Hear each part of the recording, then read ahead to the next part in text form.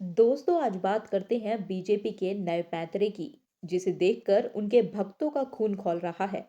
BJP हमेशा से विपक्ष को मुस्लिम तुष्टीकरण के लिए गालियां देती थी, खासकर जब वो इफ्तार पार्टियों में जाते थे। लेकिन अब क्या? 2024 में 400 पार का सपना टूटा। हिंदू वोटर नाराज हो गए और अब बीजेपी ने नया रास्ता पकड़ लिया, मुस्लिम अपीजमेंट का। हाँ, सही सुना।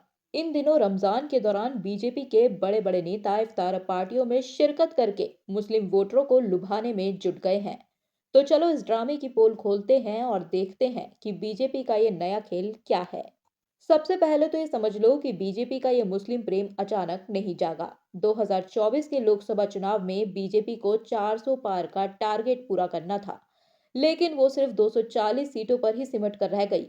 हिंदू वोटरों में नाराजगी साफ दिखी, खासकर उत्तर प्रदेश में, जहां बीजेपी को 2019 में 62 सीटें मिली थी, लेकिन 2024 में सिर्फ 33 सीटें मिली। जानते हो क्यों? क्योंकि हिंदू वोटरों को लगा कि बीजेपी हिंदुत्व के नाम पर उनको ठग रही है। राम मंदिर बना, लेकिन महंगाई, बेरोजगारी और किसानों की समस्याएं वैसी की वैसी ही रहीं। तो जब हिंदू वोटर कट गए, तो बीजेपी ने सोचा, चलो अब मुस्लिम वोटरों को लुभाते हैं। और अब रमजान के दौरान बीजेपी के बड़े बड़े नेताओं ने इफ्तार पार्टियों में जाना शुरू कर दिया है। सबसे पहले बात करते हैं केंद्रीय मंत्री किरण रिजिजू की। रिजिजू जी ने दिल्ली में एक ग्रैंड इफ्तार पार्टी होस्ट की। अब दिल्ली की तरफ चलते हैं। दिल्ली के बीजेपी नेता प्रवेश वर्मा और दिल्ली की नई नवेली सीएम रेखा गुप्ता भी इफ्तार पार्टी में गए। इस दौरान रेखा गुप्ता ने कहा, हमें धार्मिक एकता दिखानी है। देखिए, रमज़ान में राम और दिवाली में अली और सौहार्द की गली दिल्ली चली। लेकिन भक्तों को यह धार्मिक एकता नहीं, तुष्टीकरण लग रहा है। अब बिहार की बात करते हैं। बिहार के सीएम नीतीश कुमार, जो बीजेपी के सहयोगी हैं, वो भी एक इफ्तार पार्टी में गए। टोपी पहनी, गमछा डाला। उनके साथ केंद्रीय मंत्री चिराग पासवान और बिहार के डिप्टी सीएम सम्राट चौधरी भी थे। इस पार्टी में बैकग्राउंड में अजान की आवाज चल रही थी।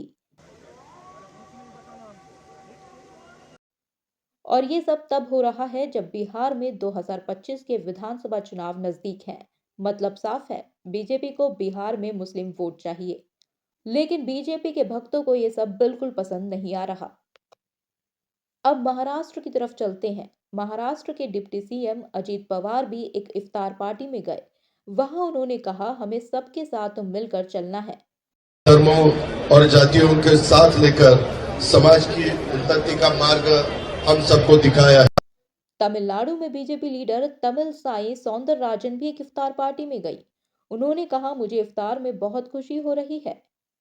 I'm happy about the iftar, and this is the way we are all going to get united and form the government. वहीं दिल्ली में बीजेपी एमपी बासुरी स्वराज और बीजेपी लीडर हरीश खुराना भी एक इफ्तार पार्टी में गए।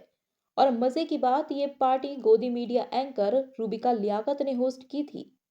रूबिका लियाकत तो बीजेपी की फेवरेट एंकर हैं, इसलिए बीजेपी के नेता वहां मजे ले रहे थे। ये तो डबल स्टैंडर्ड की हद है।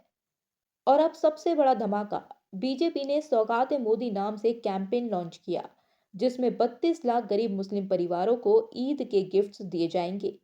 ये कैंपेन 25 मार्च को शुरू हुआ।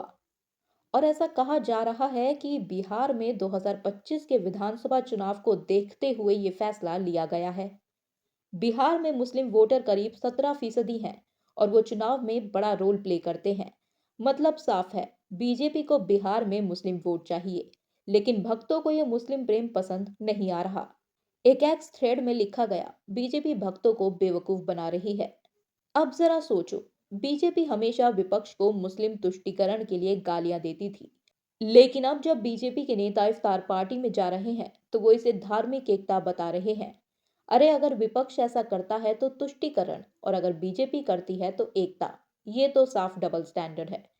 और ये पहली बार नहीं है। 2023 में उत्तर प्रदेश के स्थानीय निकाय चुनावों में बीजेपी ने 395 मुस्लिम उम्मीदवार उतारे थे, जिनमें से 50 से ज्यादा जीते। लेकिन तब बीजेपी ने इसे सामाजिक समरसता का नाम दिया था। और अब तो सीधे सीधे इफ्तार पार्टियों में बीजेपी के नेता मुस्लिम वोटरों को लुभाने की कोशिश कर रहे हैं। तो अब क्यों कर रहे हैं? वजह साफ है, 2024 में हिंदू वोटरों की नाराजगी और बिहार चुनाव। बिहार में मुस्लिम वोटर 17% हैं और वो चुनाव में बड़ा अहम रोल प्ले करते हैं। बीजेपी को लगता है कि अगर वो मुस्लिम वोटरों को लुभा ले तो बिहार में उनकी जीत पक्की हो सकती है। लेकिन भक्तों को ये सब पसंद नहीं आ रहा। वो कह रहे हैं कि हमने बीजेपी को हिंदुत्व के लिए वोट दिया था, लेकिन अब ये मुस्लिम अपीजमेंट कर रहे हैं। लेकिन अब बीजेपी को अपने भक्तों की नाराजगी की भी परवाह नहीं है। अब सवाल ये है, बीजेपी का ये डबल स्टैंडर्ड कब तक चलेगा? एक तरफ हिंदुत्व की बात, दूसरी तरफ इफ्तार पार्टी।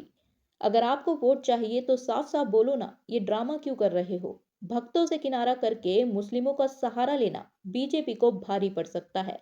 क्या बीजेपी का ये नया पैंतरा कामयाब होगा या उनके अपने भक्त ही इन्हें सबक सिखाएंगे? आपकी क्या राय है? क्या बीजेपी का ये मुस्लिम प्रेम सही है या ये सिर्फ वोट बैंक की पॉलिटिक्स है? कमेंट में बताओ। प्लीज इस वीडियो को लाइक और शेयर करें ताकि बीजेपी की इस हिपोक्रेसी की पोल खुल सके।